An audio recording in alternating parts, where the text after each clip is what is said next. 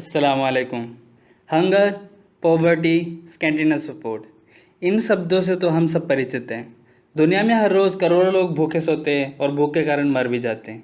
इन सब परेशानियों को दूर करने के लिए इस्लाम की तरफ से कई सॉल्यूशंस में से एक सॉल्यूशंस कुछ ही दिनों में आने वाला है, जो है ईद उल अज़हा। हाँ, ईद उल अज़हा इन सब परेशानियों का हल और मुसलमानों के लिए खुशखबरी लेके आता है। इस वीडियो में हम ईद उल अज़हा के बारे में बात करेंगे और ईद उल अज़हा से रिलेटेड मिसकंसेप्शंस को भी डिस्कस करेंगे। अरबी कैलेंडर के ज़ुल्हिज्जा के 10, 11 या 12 में से किसी भी दिन अल्लाह सुब्हानहू व तआला को डेडिकेट करते हुए, यानी अल्लाह सुब्हानहू व तआला के नाम पर जानवर को ज़िबा करके उसके गोश्त के कुछ हिस्सा गरीब, मिस्किन और ज़रूरतमंद लोगों में बांटकर ईद उल अज़हा मनाया जाता है। अब सवाल ये है कि कितना हिस्सा गरीबों में बांटना चाहिए। सही बुखारी के हदीस नंबर 5569 में है, सलमान बिन अल अक़वा रज़ी अल्लाह तआला अन्हु ने बयान किया कि नबी सल्लल्लाहु अलैहि वसल्लम ने फरमाया, जिसने तुम में से कुर्बानी की, तीसरे दिन वो इस हालत में सूब करे कि उसके घर में कुर्बानी के गोश्त में से कुछ भी बाकी ना हो। दूसरे साल सहाबा रज़ी अल्लाह अन्हुम ने अर्ज़ किया, या रसूलुल्लाह सल्लल्लाहु अलैहि वसल्लम, क्या हम इस साल भी वही करें जो पिछले साल किया था? हुज़ूर सल्लल्लाहु अलैहि वसल्लम ने फरमाया कि इस साल खाओ, खिलाओ और जमा करो। पिछले साल जो कि लोग तंगी में थे, इसलिए मैं चाहता था कि तुम लोगों के मददगार बनो। इस हदीस में मोहम्मद सल्लल्लाहु अलैहि वसल्लम ने लोगों को अपने कुर्बानी के गोश्त का ज़्यादातर हिस्सा ज़रूरतमंदों में बांट देने का आदेश दिया, क्योंकि उस साल लोग तंगी से गुजर रहे थे। जब दूसरे साल लोगों ने मोहम्मद सल्लल्लाहु अलैहि वसल्लम को पूछा कि क्या हम पिछले साल जैसे इस साल भी गोश्त ज़रूरतमंदों में बांट दें, तो मोहम्मद सल्लल्लाहु अलैहि वसल्लम ने कहा कि नहीं, पिछले साल ज़्यादा तंगी की वजह से गोश्त बांट देने को कहा था। इस साल तुम खुद भी खाओ, स्टोर करो और कुछ हिस्सा ज़रूरतमंदों में भी बांट दो। इससे पता चलता है कि ऐसा कोई रूल नहीं है कि कितना हिस्सा बांटना है और कितना स्टोर करना है, बल्कि ये डिपेंड करता है सिचुएशन पर। इस साल 2020 की बात करें तो इस साल सेंचुरी के सबसे बड़े नेचुरल डिज़ास्टर्स हुए हैं, जिसकी वजह से लोगों में खाने की तंगी हो रही है। 2020 के नेचुरल डिज़ास्टर्स और उनके कॉजेज़ का एक वीडियो हमारे चैनल पे ऑलरेडी अपलोडेड है। डिस्क्रिप्शन में दिए गए लिंक से आप ज़रूर देखें। इस साल के सिचुएशन को देखते हुए कुर्बानी का गोश्त ज़्यादातर गरीबों में बांट देना चाहिए, ताकि बचा हुआ गोश्त 3 दिन से ज़्यादा हमारे घर पे ना रहे। और अगर हम ऐसा नहीं करते तो मोहम्मद सल्लल्लाहु अलैहि वसल्लम के इस हदीस और हुक्म के मुताबिक हमारा कुर्बानी नहीं होगा। अब हम ईद उल अज़हा से रिलेटेड मुस्लिम्स और नॉन मुस्लिम्स दोनों में जो मिसकॉन्सेप्शंस है उनको डिस्कस करेंगे। मिसकॉन्सेप्शन नंबर 1, कुछ लोग ये सोचते और मानते हैं कि जानवरों को मारना और खाना गलत बात है। उनका मानना है कि जानवरों को मारना जीव हत्या है और यह गलत है, इसलिए हमें सिर्फ पेड़ पौधों से मिलने वाले चीज़ों को ही खाना चाहिए। वो मानते हैं कि हमें नॉन वेजिटेरियन नहीं बल्कि वेजिटेरियन या वेगन बनना चाहिए।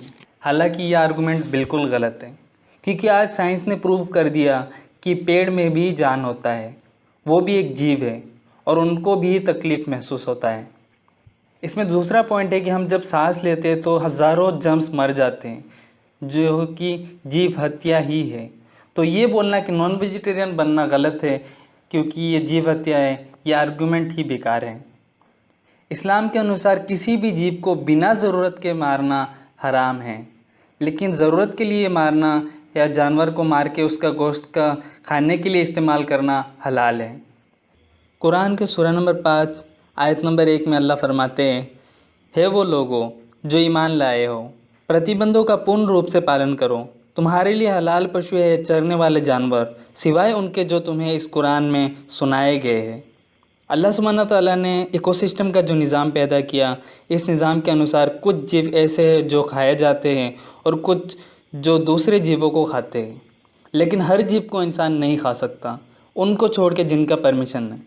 और अगर हम सब जानवर को खाना शुरू करते हैं तो इकोसिस्टम में इम्बैलेंस आ जाएगा, जिसका नतीजा ये 2020 का सबसे बड़ा पेंडेमिक आप सबके सामने है। मिसकॉन्सेप्शन नंबर 2, जो लोग कुर्बानी करते हैं वो समझते हैं कि कुर्बानी का गोश्त सिर्फ मुस्लिम ज़रूरतमंद लोगों में ही बांट सकते हैं। हालांकि कुरान के सूरा अल हज सूरा नंबर 22 आयत नंबर 28 में अल्लाह फरमाते हैं कि वे अपने लिए फ़ायदा देख सके और अल्लाह ने जो जानवर उन्हें अता किया उन पर ज़िबा के वक्त चंद मुअय्यन दिनों में अल्लाह का नाम ले تو تم لوگ قربانی کا گوشت خود بھی کھاؤ اور بھوکے محتاج کو بھی کھلاؤ۔ قرآن میں غریب اور محتاج کو کھلانے کا حکم ہے، نہ کہ صرف مسلمان غریب اور محتاج۔ اس لیے آپ قربانی کا گوشت غیر مسلم غریب اور محتاج لوگوں میں بھی بانٹ سکتے ہیں۔ مسکنسیپشن نمبر 3، لوگ سمجھتے ہیں کہ قربانی کے لیے زکوٰۃ کا نصاب ہونا ضروری ہے، بلکہ اللہ سبحانہ وتعالیٰ اور ان کے رسول صلی اللہ علیہ وسلم نے قربانی کے لیے کوئی نصاب کا پیمانہ نہیں رکھا۔ جو بھی قربانی کرنے کا کیپیسٹی رکھتا ہے وہ کر سکتا ہے۔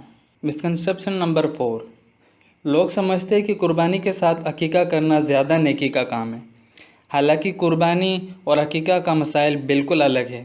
عقیقہ کے ساتھ قربانی کا کوئی لنک نہیں ہے۔ مسکنسیپشن نمبر 5، لوگ سمجھتے ہیں کہ قربانی کے جانور کے چمڑے کے پیسے صرف مدرسوں میں ہی دینا ہے، حالانکہ یہ پیسے آپ مدرسوں میں یا کسی غریب رشتہ دار یا ضرورت مند کو بھی دے سکتے ہیں۔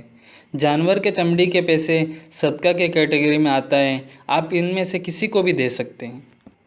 یہاں ہم نے بس کچھ چنے ہوئے مسکنسیپشنز کو ہی ڈسکس کیا ہے، آگے ہم ان پوائنٹس کو اور بھی باقی مسکنسیپشنز کو الگ ویڈیو میں اچھے سے ڈسکس کریں گے۔ آخر میں قرآن کے سورہ حج کے ایک آیت سے ویڈیو ختم کروں گا۔ قرآن کے سورہ نمبر 22 آیت نمبر 37، اس میں اللہ فرماتے ہیں، نہ ان کے گوشت اللہ کو پہنچتا ہے اور نہ ان کے رکت، لیکن جو ان کے پاس پہنچتا ہے وہ ہے تمہارا تقوی۔ تھینک یو، السلام علیکم۔